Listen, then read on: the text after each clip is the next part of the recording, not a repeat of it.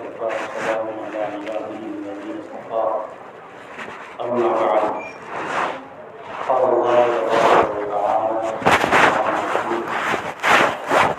أعوذ بالله من الشيطان الرجيم بسم الله الرحمن الرحيم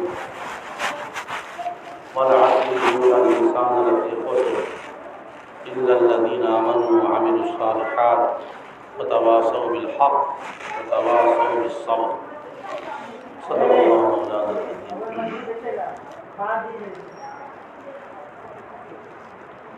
محترم بزرگوں، دوستوں، عزیز ساتھیوں،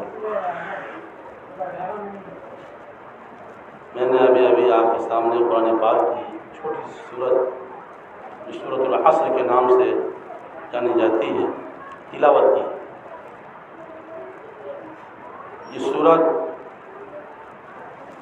اپنے حجم کے لحاظ سے بہت مختصر سی ہیں اور مضامین حقہ کے لحاظ سے بہت طویل ہے۔ اللہ تعالیٰ نے اس چھوٹی سی صورت میں ہماری زندگی کے ساری ذمہ داریوں کو بیان فرما دیا ہے۔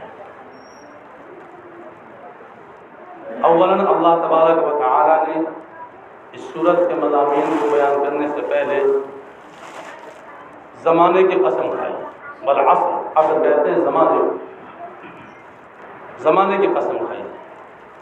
زمانہ یہ ہم آپ چل رہے ہیں، زمانے ماضی کو وہ جو گزر چکے، مستقبل ہو، آئندہ آنے والے، یہ زمانہ حال ہے جس میں آپ چل رہے ہیں۔ اللہ تبارک و تعالیٰ کو بات کا اختیار ہے، با اختیار بادشاہ ہے، جس چیز کی چاہے قسم کھائے۔ ہم آپ کے لیے عام چیزوں کی قسم کھانے کی اجازت نہیں۔ اول تو قسم کھانا ہی ممنوع ہے۔ اگر کہیں کوئی مجبوری پیش آ جائے، قسم کھانی ہی پڑ جائے، صرف اور صرف اللہ کے نام قسم کھانے کی اجازت ہے۔ قسم اس چیز کی کھائی جاتی ہے جس کی کچھ اہمیت ہوتی ہے۔ ظاہر سی بات ہے، تمام مخلوقات کے لیے مقابل قدر، مقابل عظمت، مقابل منزلت جو چیز ہے اللہ کی ذات، اس سے بڑھ کے بھلا کون سی ذات ہو سکتی ہے؟ لیکن اللہ تبارک و تعالیٰ نے مختلف مقامات پر مختلف چیزوں کی قسمیں کھائی۔ ایسے یہاں پر زمانے کی قسم کھائی، اور عصر قسم ہے زمانے کی۔ آگے فرمایا ان الانسان لفی خسر، سارے کے سارے انسان خسارے میں۔ اللہ نے فرمایا سارے کے سارے انسان خسارے میں، لیکن آگے فرمایا الا الذین آمنوا وعملوا الصالحات وتواصوا بالحق وتواصوا بالصبر۔ یہ چار صفتیں میں آتا ہوں کہ جن کے اندر یہ چار صفتیں ہیں وہ خسارے میں نہیں۔ پہلی صفت ایمان، الا الذین آمنوا، مگر وہ لوگ جو ایمان لائے، یعنی ایمان والے خسارے میں نہیں۔ دوسرے نمبر پر ایمان کے بعد اعمال صالحہ کرنے والے خسارے میں نہیں۔ وتواصوا بالحق، حق بات کی تلقین کرنے والے، وصیت کرنے والے، تاکید کرنے والے خسارے میں نہیں۔ صبر کی تلقین کرنے والے خسارے میں نہیں۔ ظاہر سی بات ہے، یہ چاروں صفات جس ایمان والے بنیاد کیا ہے؟ ایمان۔ پہلی چیز ایمان، وہی شرط ہے کامیابی، وہی سر بنیادی چیز ہے۔ ایمان کے بعد باقی تین چیزیں، تین صفات جس کے اندر پائی جاتی ہوں گی، اللہ فرماتے ہیں کہ یہ خسارے میں نہیں، نقصان میں نہیں، ان سب کے سب خسارے میں، نقصان میں۔ خسارہ اور نقصان کس چیز کا ہے؟ آخرت۔ دنیا کے خسارے کا تذکرہ، دنیا کے نقصان کا تذکرہ کہیں شرعی اعتبار سے آپ کو کہیں نہیں ملے گا۔ قرآن پاک اور احادیث کے ذخائر آپ چھان لیجیے، ہر طرح سے تحقیقات کر لیجیے، دنیا کے خسارے کا کوئی تذکرہ نہیں۔ تو مقصود دنیا نہیں ہے، مقصود آخرت ہے۔ آخرت کے خسارے کا تذکرہ اللہ تعالیٰ نے فرمایا ہے، یہ اللہ کا احسان ہے کہ اللہ نے اس رزلٹ کو جو آئندہ ہمارے سامنے آنے والا ہے اس کو پہلے آؤٹ کر دیا ہے کہ کن کن چیزوں کو اختیار کرنے کے بعد تم وہاں کامیاب ہو سکتے ہو اور کن چیزوں کو چھوڑ دینے کی وجہ سے تم ناکام اور فیل ہو سکتے ہو۔ سب سے پہلی چیز جو سمجھنے کی ہے وہ تو یہ کہ زمانہ یعنی جس چیز قسم کھائی گئی وہ اور جس کے بارے میں قسم کھائی گئی وہ دونوں مناسبت کیا ہے۔ یہ جان لینا چاہیے مناسبت یہ ہے کہ چونکہ جو کچھ ایمان اعمال جو کچھ ہم اختیار کریں گے وہ اس زمانے کے اندر ہی کریں گے، دنیا کے اندر رہتے رہتے جیتے جی کریں گے، اور یہی کا ایمان یہی کا کیا ہوا اعمال یہی مدار نجات بننے والا ہے، یعنی آخرت میں کامیابی کا ذریعہ اور کامیابی کا زینہ بننے والا ہے وہ یہی دنیا کے اندر جیتے جی ہی اختیار کیا ہوا ایمان اور انجام دیا ہوا اعمال وہ ہمارے نام اعمال میں درج ہوں گے۔ یہاں جانے کے بعد یعنی موت آ جانے کے بعد دوسری زندگی میں ایک بار نہیں 1000 مرتبہ بھی ہم کہے کہ ہم ایمان لاتے ہیں ایمان لاتے ہیں تو وہاں کا ایمان معتبر نہیں۔ یہاں اخلاص نیت کے ساتھ صفائی دل کے ساتھ ایک بار کوئی کلمہ پڑھ لیتا ہے اور ایمان لاتا ہے وہ اللہ کے نزدیک قابل اعتبار ہے۔ زندگی بھر کا گناہ گار ایک بار صرف دل سے توبہ کرتا ہے اور اللہ پاک گناہوں کو معاف اور صاف کر دیتے ہیں۔ ایسی کتنا ہی بڑا گناہ گار اگر توبہ استغفار کر کے پھر ایمان لے آتا ہے تو اللہ پاک اس کے ایمان کو قبول فرما دیتے ہیں۔ تو یہی کا ایمان معتبر ہے، یہی کا اعمال معتبر ہے جو اسی زمانے میں انجام دیا جائے گا۔ اس مناسبت سے اللہ تعالیٰ نے یہاں پر زمانے کی قسم کھائی، یہ قسم ہے زمانے کی۔ اس سے معلوم ہوا کہ زمانے کی ایک اہمیت ہے، ایک قدر و قیمت ہے، اس کی ایک حیثیت ہے۔ ایسا نہیں کہ ہم جیسا سمجھتے ہیں کہ زمانے کو کچھ سمجھتے ہی نہیں، کوئی زمانے کو گالی دے رہا ہے، کوئی زمانے کو برا کہہ رہا ہے، زمانے کو برا، اس زمانے کو لوگ برا کہتے ہیں، زمانے کو گالی دیتے ہیں، کتنا برا زمانہ آ گیا، کتنا بیکار زمانہ آ گیا، بدترین زمانہ آ گیا۔ زمانہ ہم سے ہے، ہم زمانے سے نہیں۔ جس زمانے کے لوگ بہتر تھے اللہ کے رسول صلی اللہ علیہ وسلم نے فرمایا خیر القرون قرنی ثم الذین یلونہم ثم الذین یلونہم، فرمایا کہ میرا زمانہ سب سے بہتر زمانہ ہے، پھر اس کے بعد بہتر ان لوگوں کا زمانہ جو مجھ سے ملے ہوئے، پھر اس کے بعد بہتر ان کا زمانہ جو مجھ سے ملے ہوئے، درجہ بدرجہ جو خیر بھلائی اور نیکی اسی اعتبار سے چلتی رہی۔ اس وقت جو حالات ہیں دینی اعتبار سے اللہ کے رسول صلی اللہ علیہ وسلم موجود ہوتے اس زمانے کے حالات کو دیکھتے کیا کچھ فرمانا، معلوم ہو کہ زمانہ برا نہیں ہوتا، زمانے کو برا کہنا یہ اچھی بات نہیں ہے۔ اس لیے بات اس کے اندر آیا کہ اللہ نے فرمایا کہ لوگ زمانے کو برا کہتے ہیں، لوگ زمانے کو گالیاں دیتے ہیں، نہ فرمایا کہ زمانے کو نہیں وہ مجھ کو گالیاں دیتے ہیں۔ اس زمانے کا خالق تو اللہ تعالیٰ ہے، اس لیے سمجھنا چاہیے کہ زمانہ برا نہیں ہوتا، زمانہ میں کیا جانے والا انجام اعمال افعال وہ اچھے یا برے ہوتے ہیں، کرنے والے انسان ہوتے ہیں، ہم آپ ہوتے ہیں۔ بہرحال یہ زمانہ جو ہے اور زمانے کا ہر لمحہ ہر پل پل ہمارے یعنی زندگی اور ہمارے دنیوی رزق پر گواہ ہے اور مہر ہے۔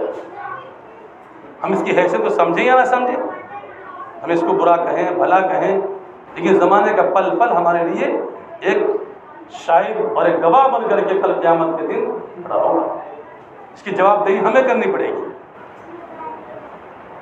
اس نے سنا ہوگا اللہ نے قرآن پاک میں ارشاد فرمایا کہ زمانہ تو ہمارے سے خارج کی چیز ہے، جو چیزیں اللہ نے ہمارے ذات کے اندر لگائی ہیں، ہمارے اعضاء اور جوارے، ہمارے ہاتھ اور پاؤں، یہ سب کچھ اللہ تعالیٰ کے ایک خفیہ پولیس کہی ہے کہ اللہ تعالیٰ کی ایک خفیہ پولیس ہے جو ہمارے ساتھ ہر وقت لگی رہتی ہے۔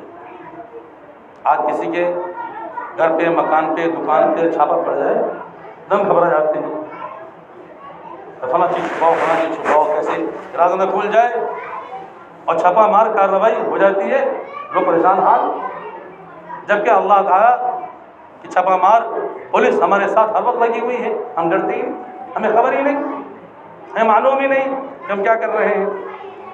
جن ہاتھوں سے ہم ظلم و زیادتی کرتے ہیں یا اللہ تعالیٰ کی خفیہ پولیس ہے ہمارے ساتھ لگی ہوئی ہے۔ جن پاؤں سے چل کے ہم ظلم و زیادتی کی طرف جاتے ہیں، چوری، شراب خوری، زناکاری کی طرف چلتے ہیں، ایک پاؤں کل قیامت میں ہمارے خلاف گواہی دینے والے ہیں۔ جس دماغ سے ہم سوچتے ہیں اس طرح کی بات اور اس طرح کے حالات بنانے کے لیے، پروگرام بنانے کے لیے، وہ دماغ اللہ تعالیٰ کی خفیہ پولیس ہے۔ ہمیں سمجھنا چاہیے کہ زمانے کی حیثیت ہے، زمانے کی ایک اہمیت ہے، اس اہمیت کے بنیاد پر اللہ نے اس کی قسم کھائی، قسم کھا کے ارشاد فرمایا الا الذین آمنوا وعملوا الصالحات وتواصوا بالحق، مگر وہ لوگ جو ایمان لانے والے ہیں، اعمال صالحہ کرنے والے ہیں، وہ خسارے میں نہیں ہیں۔ اس سے معلوم ہوا کہ اللہ تعالیٰ کی اس اعلان کی بنیاد پر ہم سب ایمان والے الحمدللہ۔ دعوی ایمان میں ہم پیچھے نہیں ہیں، دعوی ایمان کرنا پیچھے نہیں ہے، جھنڈا گاڑے کھڑے ہو جائیں گے ہم مسلمان ہیں۔ لیکن کیا مسلمانوں کی پہچان، اس کی علامتیں ہمارے ساتھ ہیں؟ مسلمانوں والے کام بھی ہم کرتے ہیں، مسلمانوں والے افعال بھی ہم کرتے ہیں، مسلمانوں کی پہچان بھی ہمارے ساتھ لگی ہوئی ہے۔ حدیث پاک کے اندر آیا لکل شیء علم وعلم الایمان الصلاۃ، ہر چیز کی ایک پہچان ہوتی ہے، ہر چیز کی ایک علامت ہوتی ہے جس سے وہ چیز پہچانی جاتی ہے، اور ایمان والے کی پہچان ہی نماز ہے۔ دکان کی پہچان ہوتی ہے، دودھ والے کی دکان ہے، مالک کھا رہتا ہے، بھیا دودھ گھی پنیر فلاں فلاں فلاں چیز فلاں سامان ملتے ہیں۔ پرچون والے کی دکان ہے، وہاں بورڈ لگا ہوتا ہے، اور کسی چیز کی دکان ہے، کپڑے والے کی دکان، مٹھائی والے کی دکان، سب پر بورڈ لگے ہوتے ہیں، بورڈ دیکھ کے سمجھ جاتے ہیں فلاں فلاں چیز فلاں فلاں سامان ملنے والا ہے، وہاں پہنچ جاتے ہیں۔ ایمان والے کی پہچان کیا؟ اللہ کے رسول نے فرمایا کہ نماز ایمان والے کی پہچان ہے۔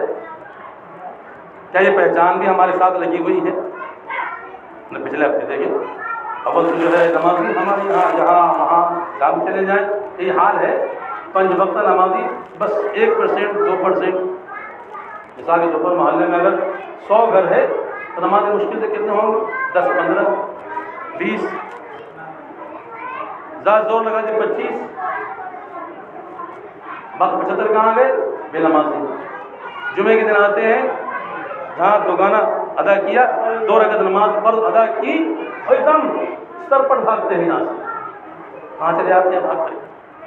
ہمیں بس اتنی فرصت نہیں ہے، کم 24 گھنٹہ میں سے 1 گھنٹہ نکال لیں اللہ کے لیے، اللہ کی عبادت کے لیے، جس اللہ نے ہمارا وجود ہمیں بخشا، ہمارے وجود کے بقا کے لیے سارے ساز و سامان کیے، یا آسمان، یہ زمین کی ساری کائنات ہی بلکہ سب ہمارے کام میں لگی ہوئی ہیں۔ ساری کائنات جو زمین پر پھیلی ہوئی ہے، یہ سورج، ستارے، سیارے، تمام نظام عالم جو چل رہا ہے، کس کے لیے چل رہا ہے؟ ہم انسانوں سے چل رہا ہے۔ انسانوں کو اللہ نے حیثیت کے اعتبار سے مخدوم کائنات بنایا ہے۔ انسان مخدوم کائنات ہے اور ساری کائنات اس کی خادم ہے، سب ہماری خدمت کر رہی ہے۔ اتنا بڑا سورج ہمارے خدمت میں لگا ہوا ہے، ادھر روشنی بھی پہنچا رہا ہے، گرما بھی پہنچا رہا ہے، ہمارے کھانے پینے کی جو اناج لگے ہوئے کھیتوں میں اس کی سینچائی کر رہا ہے، نازل ہونے والی بارش اس سے ہم فائدہ اٹھاتے ہیں، یہ زمین اس سے ہم فائدہ اٹھاتے ہیں، ان گنت فائدے، یہ جانور اس سے ہم فائدہ اٹھاتے ہیں۔ ان مطلب یہ ہے کہ ساری کائنات انسان کے لیے خادم کی حیثیت رکھتی ہے، سب ہمارے خدمت میں لگی ہوئی ہے، خود کار مشین کی طرح چل رہی ہے،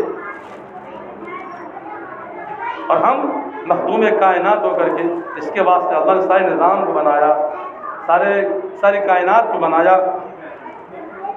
ہمیں اتنا بھی خیال نہیں اور دھیان نہیں کہ ہم 24 گھنٹہ میں سے 1 گھنٹہ صرف اپنے مالک اور خالق کے لیے لگا۔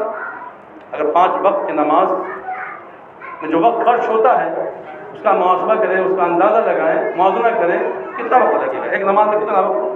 10 منٹ، 15 منٹ؟ 15 منٹ بھی لگایا آپ نے تو 1 گھنٹہ خرچ ہوگا، اس سے بھی کم۔ تو یہ 1 گھنٹہ 24 گھنٹہ میں سے ہمارے پاس اپنے خالق اور مالک کے لیے نہیں ہے، کہ خالق اور مالک پر ہم اعتماد بھروسہ کیے ہوئے، آخرت سارا نظام، آخرت کی ساری بخشش، جو ہوگی تو صرف اور صرف اللہ تعالیٰ کے فضل و کرم ہوگی، اللہ ہی فضل ہوگی۔ کوئی دعویٰ نہیں کر سکتا کہ آپ نے نماز کی وجہ سے، روزے کی وجہ سے، ایمان کی وجہ سے ہم بخشے جائیں گے۔ جب سرکار کائنات جناب محمد رسول اللہ صلی اللہ تعالی علیہ وسلم ارشاد فرماتے ہیں کہ جب تک اللہ تعالیٰ کی رحمت سایہ فگن نہ ہوگی وہی بخشا نہیں جا سکتا۔ ذرا اندازہ لگائیے، جو خلاصہ کائنات ہے، جن کی وجہ سے اللہ نے سارے نظام کو بنایا چلایا، محبوب رب العالمین، سردار انبیاء، فخر کائنات، خود یہ فرما رہے ہیں کہ جب تک اللہ کی رحمت سایہ فگن نہ ہو نہیں بخشا نہیں ہو۔ ہمارا شما کا کیا حال ہو؟ جو کچھ حالات ہمارے سامنے ہیں اس کا انجام اچھا نہیں آتا۔ ہمیں غور کرنے کی ضرورت ہے، یہ سوچنے کی ضرورت ہے کہ اللہ نے انسان جو بنایا ہے بیکار نہیں بنایا، بے فائدہ نہیں بنایا۔ ایک کمہار جو مٹی کا ایک برتن بناتا ہے، اس کمہار کے برتن بنانے کا بھی ایک مقصد ہے۔ کیا مقصد ہے؟ بنائے گا، تیار کرے گا، بازار میں لے جائے گا، فروخت کرے گا، پیسے کمائے گا، ضروریات پوری کرے گا۔ ایک مٹی کا برتن بنانے والا کمہار بھی یہ مقصد نہیں بناتا، مقصد کے تحت بنا رہا ہے۔ ہمارے ایک قدم بے مقصد نہیں اٹھتا، مقصد کے ساتھ اٹھتا ہے، رکھا جاتا ہے۔ اللہ تعالیٰ نے ہمارا اتنا بڑا وجود بنا دیا، ہمارے واسطے ساری کائنات کو سجا دیا، سارے نظام کو بنا دیا، سارا نظام اللہ تعالیٰ کا بنایا ہوا اپنے طریقے سے کام کر رہا ہے۔ کیا اللہ نے ہم سب کو بیکار پیدا کر دیا؟ قرآن کہتا ہے ربنا ما خلقت ھذا باطلا، کہ کسی چیز کو اللہ نے بیکار باطل نہیں بنایا۔ بیکار سے بیکار چیز، گھٹیا سے گھٹیا چیز لے لیجیے اپنی نظر میں، اپنے سوچ و فکر کے اعتبار سے اگر پر غور و خوض کریں گے تو آپ کے نظر میں جو گھٹیا ہے وہ بھی گھٹیا نہیں ہے، وہ کس کی نظر میں بڑھیا ہے۔ سانپ بچھو جو نقصان دینے والا ہے وہ بھی کہیں نہ کہیں کام آتا ہے۔ بس اب تو محققین نے جہاں تک تحقیق کر لی ہے کہ جو پاخانے کے اندر پیدا ہونے والا کیڑا ہے وہی بیکار نہیں، وہ بھی کہیں نہ کہیں کام آتا ہے۔ یہ گوبر اور پیٹھا جو جانور کے پیٹ میں ہوتا ہے، نکال کے لوگ دے دیتے ہیں، یہ چین اس کو لے رہا ہے، وہ اچھی قیمت سے لے رہا ہے، اس سے فائدہ اٹھا رہا ہے۔ تحقیقات کی دنیا میں لے جائیں کوئی چیز بیکار نہیں، کوئی چیز بیکار نہیں، گھٹیا سے گھٹیا چیز بھی کارآمد ہے۔ تو انسان جس کو اللہ نے اشرف المخلوقات بنایا، تمام مخلوقات میں سب سے اعلیٰ، سب سے افضل، سب سے اونچے مقام پر اللہ نے خود فرمایا وَلَقَدْ كَرَّمْنَا بَنِي آدم، ہم نے بنی آدم کو سب سے مکرم معزز بنایا۔ لَقَدْ خَلَقْنَا الْإِنسَانَ فِي أَحْسَنِ تَقْوِيمٍ، یہ اللہ فرماتے ہیں کہ ہم نے انسان کو سب سے اچھے سانچے میں ڈالا، سب سے اچھی صورت عطا کی۔ اسی بات کا مسئلہ ہے کہ اگر کوئی شخص قسم کھا لے، مثال کے طور پر بیوی سے قسم کھا لے کہ اگر تم صورت سے زیادہ خوبصورت نہ ہو، چاند سے زیادہ خوبصورت نہ ہو تو تمہیں طلاق واقع نہیں ہوگی، چونکہ اللہ کہہ رہا ہے انسان کو اللہ نے سب سے زیادہ حسین صورت میں پیدا کیا ہے۔ معلوم ہے کہ ایک انسان چاند سے زیادہ خوبصورت، ایک انسان صورت سے زیادہ خوبصورت، ساری کائنات کے مقابلے میں ایک انسان سب سے زیادہ خوبصورت ہے۔ اللہ خود فرماتے ہیں کہ احسن تقویم، جس انسان کو اللہ نے سارے کائنات میں سب سے حسین و جمیل بنایا، سب سے مکرم معزز بنایا، ساری کائنات کا مخدوم بنایا، خلیفۃ الارض بنایا، تو بیکار بنا دیا۔ اللہ کا مقصود نہیں ہے، مقصود ہے کیا؟ وما خلقت الجن والانس الا لیعبدون۔ اللہ فرماتے ہیں کہ ہم نے ان جنوں اور انسانوں کو پیدا کیا ہے وہ صرف اور صرف اپنی عبادت کی۔ یہ بھی نہیں کہا کہ اب ساری زندگی ہر وقت 24 گھنٹہ عبادت کریں گے رہو، عبادت کے مخصوص طریقے ہیں وہ اللہ نے بتا دیا ہے۔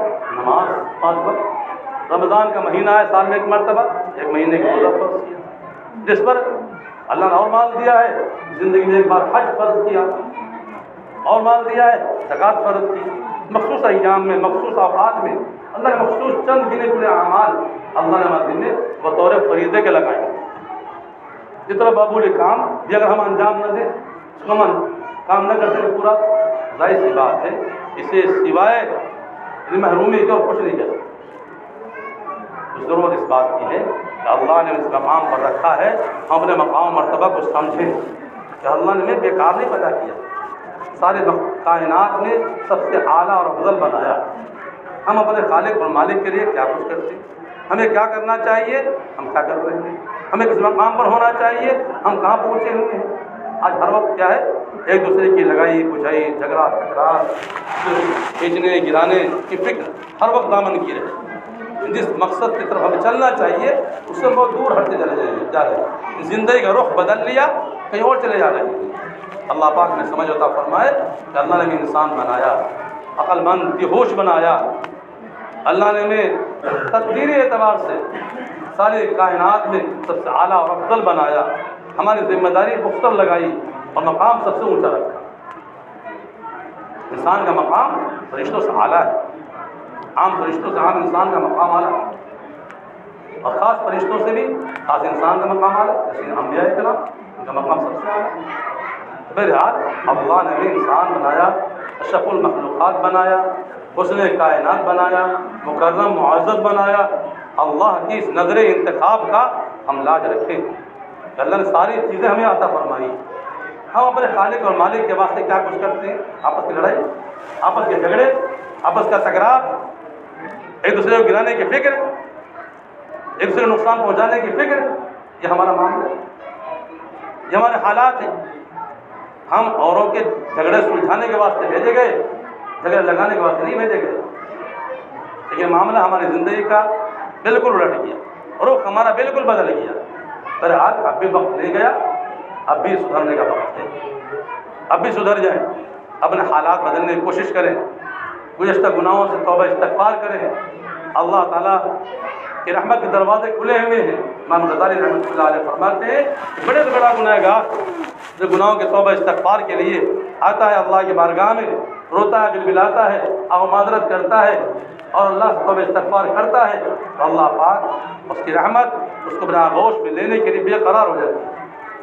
مثال کے طور پر کسی ماں کی ممتا جسے بے قرار ہوتی، چھوٹے بچے کو دیکھ کے، چھوٹا بچہ ہے ابھی 1-2 مہینے کا، ماں کہیں کام میں لگی ہوئی ہے، بچہ چیخنا چلانا شروع کر دیا، سارے کام دھندے چھوڑ کے بھاگتی ہے، بچے کے لپکتی ہے، دوڑتی ہے۔ ہم غزالی رحمۃ اللہ علیہ فرماتے ہیں کہ جتنی بے قرار ماں کی ممتا ہوتی ہے بچے کے لیے، اس سے کئی گنا زیادہ اللہ کی رحمت بے قرار ہو جاتی ہے ایسے بندے کو آغوش میں لینے کے لیے جو توبہ استغفار کر کے اپنے آپ طرف صفائی کرنا چاہتا ہو، اللہ کی رحمت میں داخل ہونا چاہتا ہو، اللہ کی بندگی میں، اللہ کی فرما برداری میں آنا چاہتا ہو، اللہ پاک اس کو آغوش میں لینے کے لیے بے قرار ہوتی ہے۔ تو ضرورت اس بات کی ہے کہ گزشتہ گناہوں پر نظر نہ کریں، اسے توبہ استغفار کریں، آئندہ زندگی کی اصلاح کی فکر کریں۔ آئندہ جو زندگی باقی ہے، کتنی باقی ہمیں نہیں معلوم، کتنی گزر کو معلوم ہے، جتنی زندگی گزر گئی وہ تو معلوم ہے ہر شخص کو، باقی کتنی ہے اس کا اندازہ نہیں ہے۔ اس لیے پہلی فرصت میں اپنے گناہوں سے توبہ استغفار کرنا چاہیے، اپنے آئندہ زندگی کی اصلاح کی فکر کرنا چاہیے۔ بہرحال زندگی تو گزرنے والی چیز ہے، گزر ہی رہی ہے اور یہ گزر ہی جائے گی، یہ تو رکے گی نہیں۔ تالے کنجی میں بند کر کے رہنا چاہیں تب بھی نہیں رکے گی، تو گزر جائے گا اپنے رفتار کے ساتھ۔ عقل مند انسان وہ ہے جو اپنے ملے ہوئے اس وقت سے فائدہ اٹھائے، اور فائدہ آخرت کا ہے۔ دنیا کی زندگی گزر ہی جائے گی، چند سالہ زندگی، اصل زندگی آخرت کی ہے، جس کے بارے میں اللہ نے فرمایا ہے عقل مند انسان وہ ہے جو خسارے سے بچ جائے اور آخرت کی فکر کر لے۔ اللہ پاک ہم سب کو سمجھنے کی، عمل کرنے کی توفیق عطا فرمائے۔